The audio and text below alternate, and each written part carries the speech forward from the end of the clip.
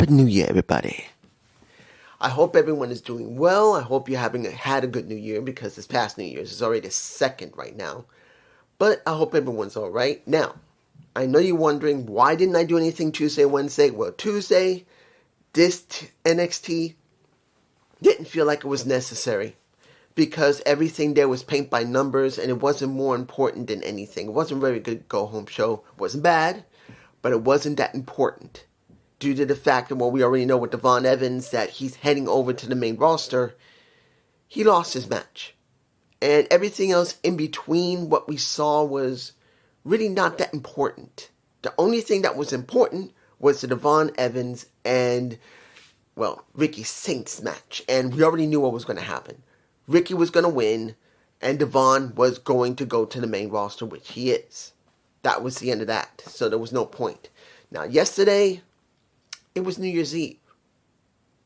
I was with people who watched the ball drop. Well, technically didn't watch the ball drop. They were just saying Happy New Year for every area on the planet. Like East Coast, which is Eastern Standard Time, Pacific Time, West Coast.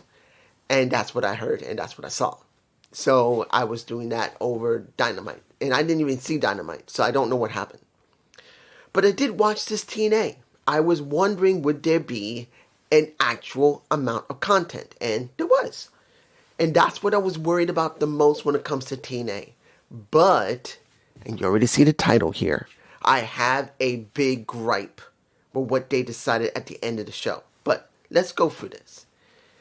Was the show in the very beginning alright? It was okay. We got the Angel Warriors versus the Elegance brand. Now, there wasn't anything substantial other than Danny Luna coming in. Now, the match was fine. I didn't mind the match. But when it came to Danny Luna going against Lee, I was not surprised. Since they've been building Danny up for quite a while, it was eventually going to happen that Danny had to screw with Lee. She had to get screwed with. So this is what you got. She got grabbed near the end of the match, thrown straight into a turn post outside the ring, and she was just done. And Zaya could not stop the Elegance brand. That was it. And the Elegance brand won. So they could be in line for a title match eventually. The question is going to be, what are they going to do? Are they going to let the Elegance brand regain the titles, or are they going to keep Inspiration with them?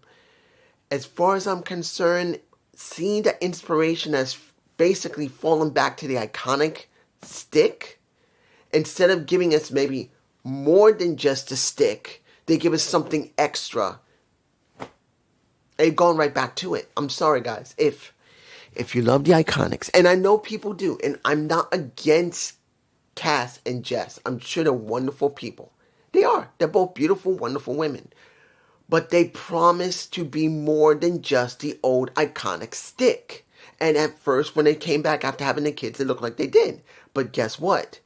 It's only taken a few months after they won the titles, less than a few months, and they went from being something different, at least to a certain extent, more aggressive, more talky, not so like the old iconic stick where they always talk over their own words. I mean, I know people liked it, but they gave a promise they didn't want to be the same thing. That's what they promised the first time around, and they lied, because that's what they did. They did Iconics flat out, no difference. They come back after 3 years after having kids. They looked like they were different for a little while, yeah, until they won the titles, and then they went right back to the Iconics, and I feel like that was a waste. For me personally, I'm sorry. I want to see them succeed, and I do like them, but they promised to be different. And the moment they won those titles, the moment they went back to Iconics, they just got rid of what they thought would make people interested in them, and that's me. Now, Ali versus the Hometown Man. Now, I didn't expect Ali to lose here. I did not. And I didn't expect the Hometown Man to win unless Elijah was going to interfere. But since he's supposedly not be cleared yet, there's no way he's just going to get away with that. So, when the match happened, it was okay. And the 450 looked pretty damn good on the hometown man and he won. But as the hometown man was getting beat up, we got someone holding guitar, walking past the stage when he's supposed to come out. And they all thought it was Elijah. But he didn't look like Elijah. I think he was Dutch because he had the shape of Dutch more than he had the shape of Elijah. He was a big guy, big chubby, so my feeling it was Dutch. But Elijah did come out, tried to swing his guitar onto a little bit of the enemy of the hometown man. And of course, the hometown man theme being done on guitar. I'm going to tell you this about the hometown man. I'm going to say this. When it comes to I'm not sick of Cody Deaner being the hometown man. I'm not actually. I actually don't mind it. The only problem I have is when you see him working with somebody else. That could be like Elijah or it could be like Joe Henry. Because since they're both musically inclined, it kind of takes away from the hometown man. And I don't think he really needs it. Now, did Elijah talk well? He talked all right. He made it very clear that he's going to be there for his friends. Which is not a bad thing. It's okay. I just wish he had not done any music. That's just me. You guys down below. Not because I hate when he does his concerts any different. His concerts are no different than Joe Henry's. They're both alright. But the thing is that when it comes to this situation, I felt a bit awkward because it takes away from the hometown man. And I know you're going to say, well, it's supposed to. The hometown man is not the focus. I know. But it felt awkward because in this situation, the way he was playing the guitar when it came to the hometown man, it just felt like it didn't need it. That's just me. Now, let me give it to you like this. The 6 knockout tag was alright. At least at certain parts. We got Mara Moore and we got Jada Stone. Along with Jody Threat. Along with Indy Hartwell. Along with Tessa Blanchard. And along with Victoria Crawford. Here's the problem I had. Everyone was fine except for one person.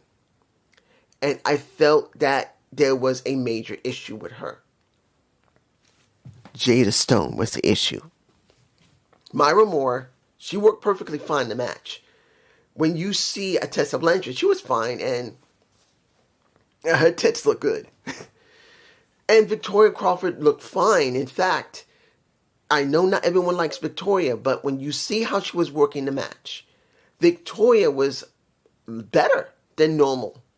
Particularly that her style has always been not one of the greatest, but she's always been average. Here she was a lot more aggressive. And she took different steps than she would normally take in when she was in WWE, when she was still Alicia Fox. I actually liked it, that when she took a Jada Stone, grabbed her and not threw her into the ring, but twisted her arm and fell back and threw her into the turnbuckle was actually a good thing. But here's something that if you didn't notice, I did. It could just be me. When you look at Jada Stone, it's not the point that she's stiff. There's no problem with it because I know that I believe at one point Jada Stone was in NWA or MLW. I don't remember which one. I think she was in MLW for a bit. And I think she might have done one match in NWA. I think I did see her there. I'm not sure. You guys can tell me below if you've seen it. But it's not about her being stiff. It's about her not selling. Because at one point when she slammed into Myra Moore, she literally, when she slapped into her, she was supposed to fall back with her. She was supposed to. She was so stiff, but worse, being stiff is one thing, but learning to compensate when you're too stiff to make it look good, like you made a mistake. Yeah, you slammed into her and Myra just collapsed, fell back on her own knee, her own leg, like it was hitting her ass. That's how far back she fell. When it came to Jada, she was supposed to not just stagger, but hit the mat. She was supposed to stay on the floor. She didn't do any of that. In most cases in that match, she didn't know how to sell, or she didn't want to sell. And I'm like, okay, we got a problem here. She's brand new. This is the first time on the show. And it could be nerves. That can happen. It can happen to anybody. Even the greatest of all time can have nerves where they screw up. Even John Cena had nerves. He screwed up a couple of times. And he even admits it.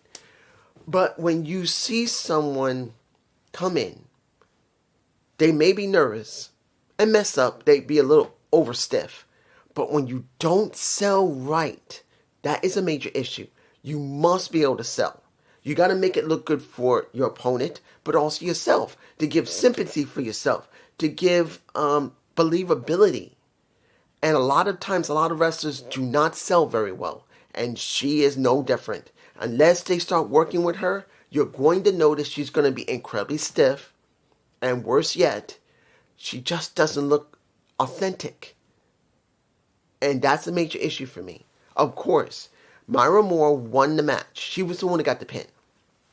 But honestly, I'm not feeling Jada Stone. This is the first time, of course, and she can improve. But as it comes, when it comes to this first impression, it ain't a good one. Now, the next match, the three-way to see who's going to be the one that's going to be against a Leon Slater at the AMC premiere. We got the Rascals. The only one that wasn't there was a little bit of, well,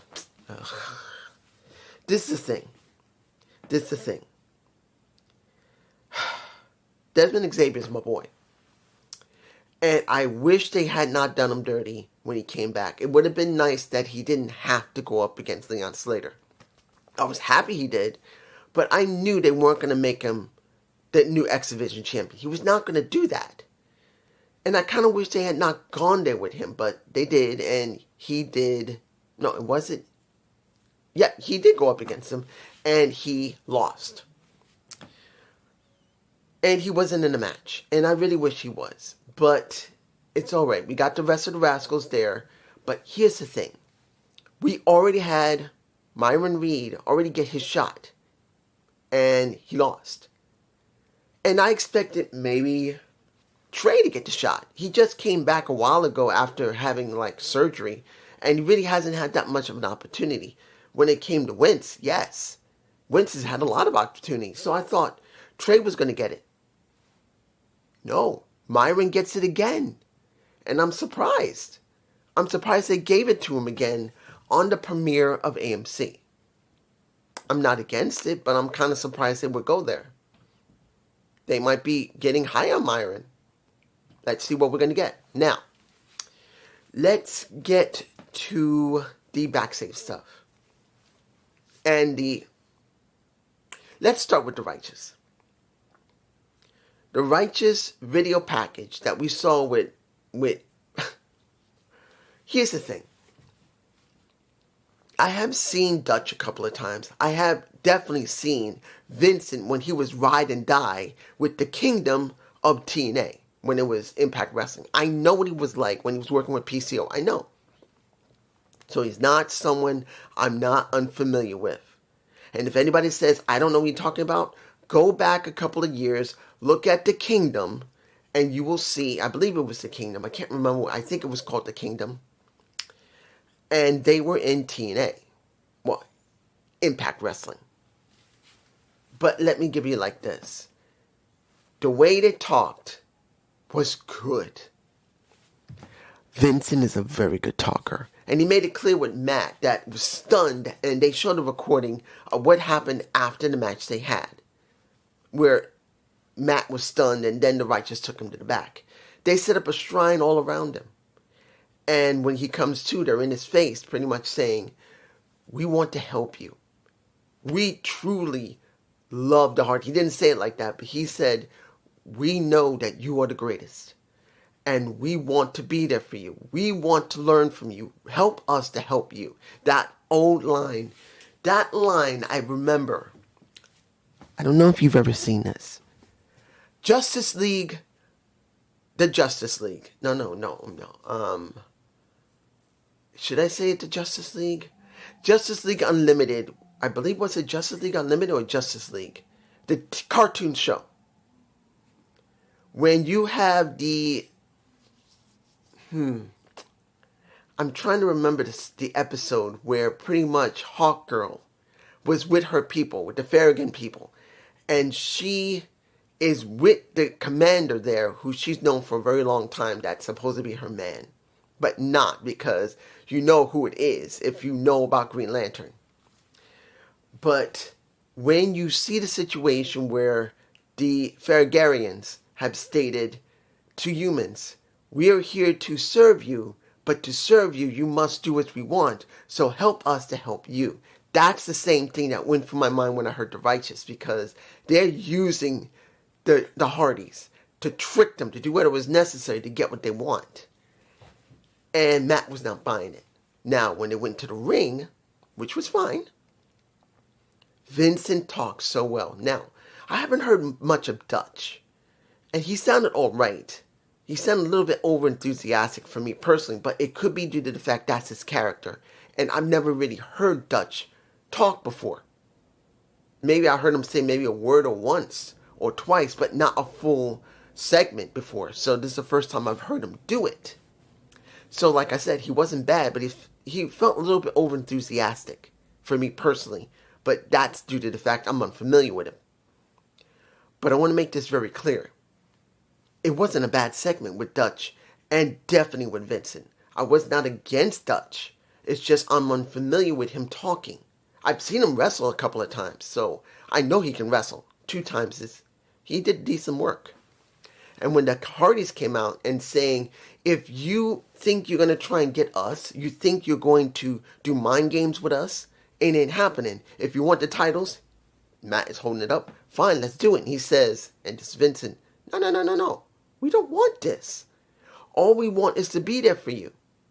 We want to help you to become as high as you can be. They wanted them to be deities. But the thing here is, because it's obvious they're not going to do this because of the segment with the system. And also the segment that we got when it came to, I'm trying to remember. No. I think they will. But let me give it to you like this. They are trying to do a long-term story with this, with the Righteous, dealing with the Hardys, and eventually the Hardys will go broken. So we're going to have the Righteous going against the broken Hardys eventually. And I'm interested in seeing if they're going to do something different than they normally do. I'm not sure what they'll do, but it's going to be a big question. Will the Hardys do something different? Or better yet, what will the Righteous do? Because the Hardys, we already know their stick, particularly if you do the Hardy compound. But the question is going to be, what will the Righteous do something different to counteract the Hardys? That's going to be a big question for me personally. Next, the NXT Outlaws and the Ariana Grace with her man. She sounded like a spoiled little brat, which, that's good. That she's doing the angle of the little kid who is the daughter of a wrestler that never seemed to get whatever she wanted. Yet he worked, made sure she had money, made sure she had stuff, but was never there. And then when she decides to break into the business, she is Santino's little girl. And that is what the angle is. Is this any different than what Stephanie McMahon did? I think not. There will be segments, of course, they're going to be different because, of course, you got Vince compared to Santino. This is Vince. This is Santino. Let's make it clear. There is a difference. But the concept is not much different.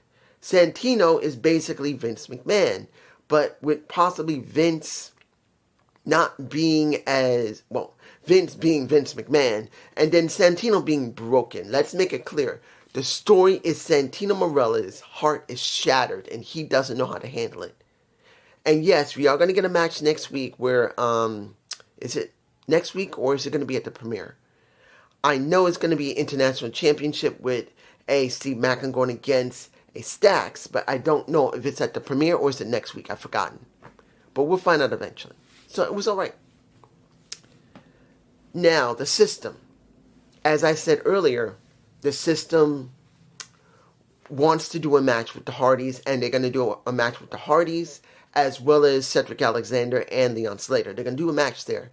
But they just want to do one more match before the Genesis, before you get a little bit of Dirty Dango retiring. The question's going to be, who is the one who's going to replace him? And then you wonder, with this last match, we get Braun, well, not Braun, but let me give it to you like this. I know a lot of people are not going to care about Bear Bronson. I was about to say Braun Strowman for some reason. I'm scrambled. But let me give it to you like this. Bear Bronson, I know people are not going to all be interested in him. But this is something you need to understand. It doesn't matter what he was before. It doesn't matter. This is what I've said for years, and not everyone seems to understand. It doesn't make two damn shits a difference, if that makes any sense. Who cares about what you were before you went into a company? It is about what the company does with you. Look at what happened with 3 women. That is in NXT. That was there. Zarya, Julia, and Stephanie Vakir. There's only one person that has any type of story and character. Guess who it is? Zarya. Because they actually gave Zarya a storyline, working with her best friend, and that's Soruka. Look at Stephanie Vakir. They're doing nothing with her. She's only been doing matches. Her reputation's all they had for a character. Julia, the same thing. And what has happened to them both? They're this. It doesn't make a difference about the wrestling. We're not talking about that. We're talking about the character. Both of them have no character. They're both boring. And what did you give them? You gave them a, what is her name? I forgot her name. I haven't seen her in so long. Kiana James. And that was for Julia, and that got her nowhere. That was for Julia. She got nowhere with Kiana James.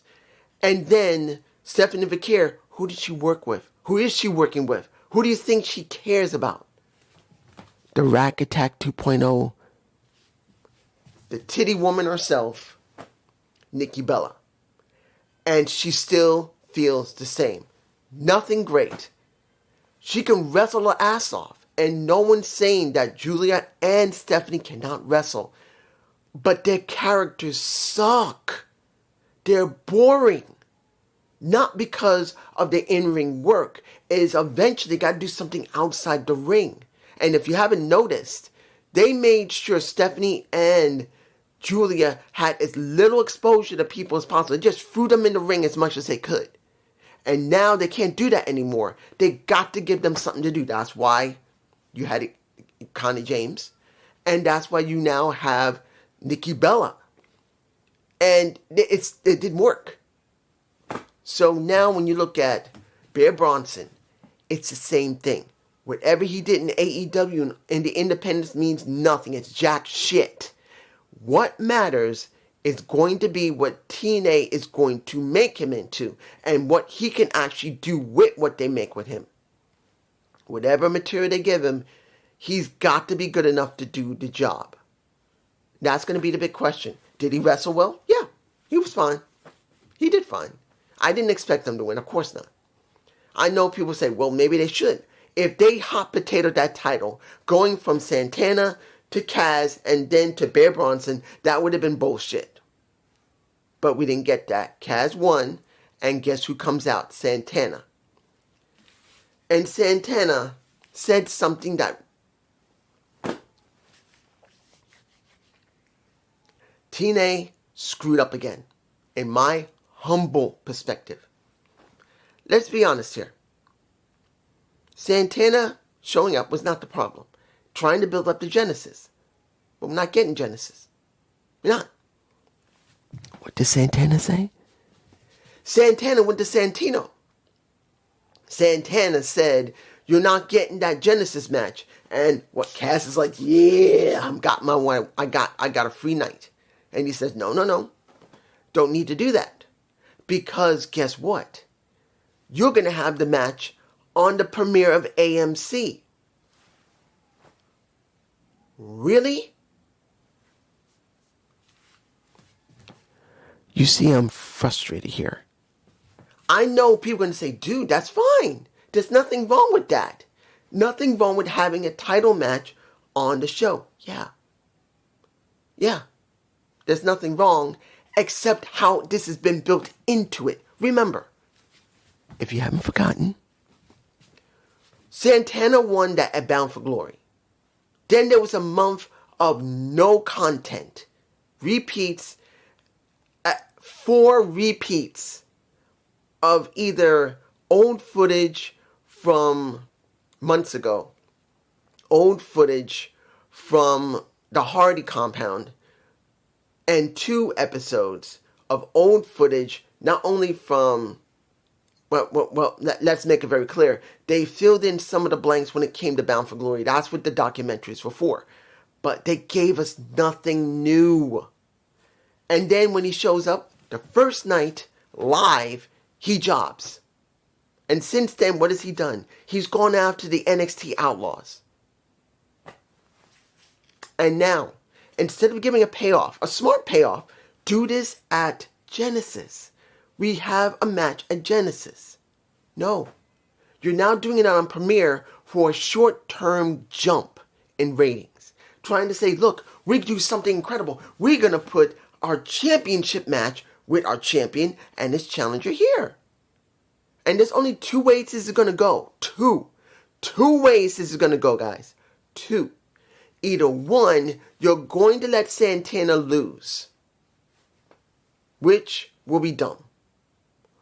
Or 2, you're going to have Santana win, but then that doesn't work either because this should be at Genesis. So what do we get? A third option, even though there should be only 2. There's a third option. Santana loses in a screwy ending that gives him a redo-over at Genesis. And I'm going to be like, what the blue fuck? Why are you going to do this? Because it's either one of those 3 ways. It should be only 2. But knowing TNA, they're going to force third screwy ending into it. Either Santana's going to lose, and they won't do anything with him. Or he's going to win, and yeah, people will have a good, happy moment, but it'll only be a short-term gain. Or we do have that match, but then there's going to be some type of screwy ending that Santino's going to have no option but to redo it or it should have been at Genesis. So you're going to try and hedge your bets. If the people were receptive there, you could go and do it there. But if they're not, you could hedge your bets, let there be a screwy ending, and then Santana does it at Genesis. And that's stupid. For me personally, this was a bad move by TNA management. Because it looks so obvious. Either they're going to give it to Santana there, which is a short-term gain and it doesn't help. Or they're going to do a screwy ending with a long-term loss. Because the only option you're going to get is either just leave it or let Santana get a do-over at Genesis. Where they should have just done it there anyway. But this is just me. I hope you enjoy this. Have a good day. Have a good night. Peace.